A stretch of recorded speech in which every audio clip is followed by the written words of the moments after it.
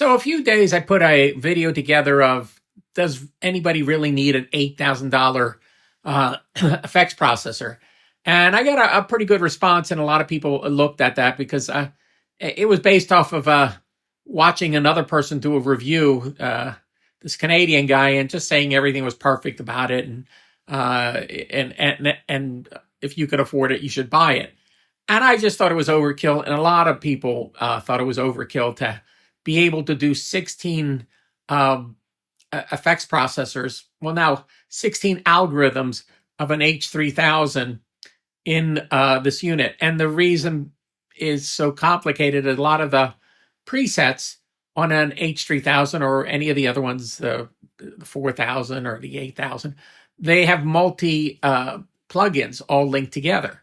And so it's a lot more complicated than just putting one effect in there. And a lot of people, I did see some people say, well, they make great reverbs. And I go, yeah, they do. It's a nice company. But do you really need to spend this much money on all this effects processing? So I did a little bit more research, and I watched some more tutorial, well, not tutorial reverbs, but review reverbs about this H3000. And a lot of people, they seem to just kind of miss the mark. They go, well, listen to this reverb or listen to this flanger. And it's just one effect. And I thought back in this was probably the late 80s when the Orville came out.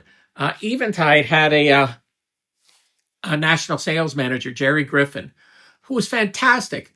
He would do a demo for the Orville, and he'd go, imagine this. And then he would tell you a problem that needed to get solved. And then he would call up a plugin that he created that solved that problem. And he kept on doing this, imagine linking these effects together in this way and controlling them this way. And he would show you how to do it at his demos.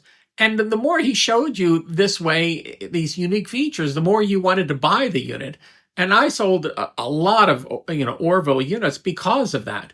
But nobody in any of these reviews seemed to do anything like that. They'd say, well, listen to this reverb, or listen to this chorus, or listen to this flanger.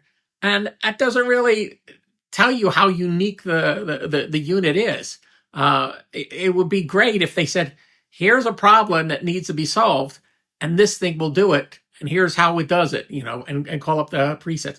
I see some of these guys, they go, look at all these presets. Look at how many presets are.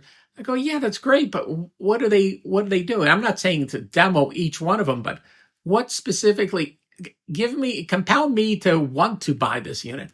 And as far as the processing power, one person pointed it out that it's like having 16 H90s, the foot pedals. So having 16 of them, and they're $800 each. So you're buying this for $8,000. The 16 of the foot pedals would be something like $11,000 or $12,000 or so. So he said it's kind of a good deal.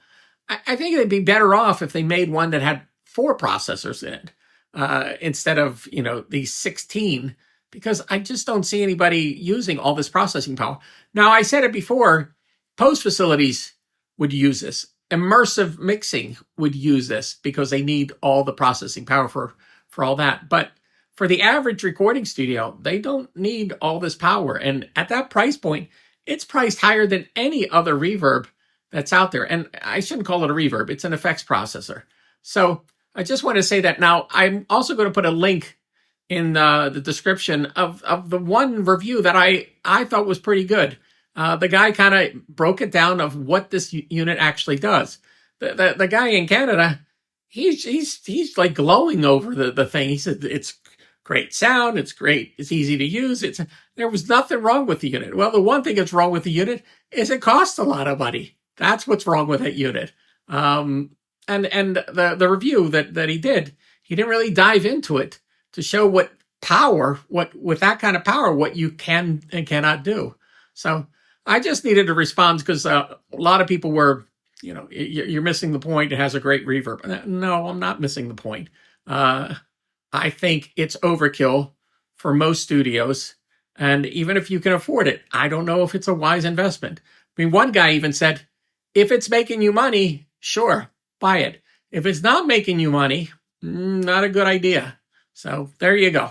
The other thing I wanted to say about this Eventide stuff is a lot of these reviews, they start off with the history of Eventide. They go back into the early 70s and how they made a rack mount delay unit.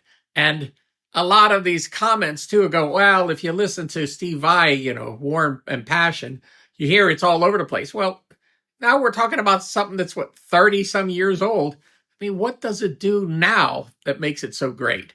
Telling me about the history of the unit, it doesn't really do anything for me, as far as compelling me to buy the unit. And I've been doing sales for 40 years, so I know when you sell something, you got to give somebody a reason to want it. And just telling me about, Steve Vai, and he used it mostly for the micro tuning and that kind of stuff. You didn't have the power in the computer to do that. That's why you had the rack mount H3000s.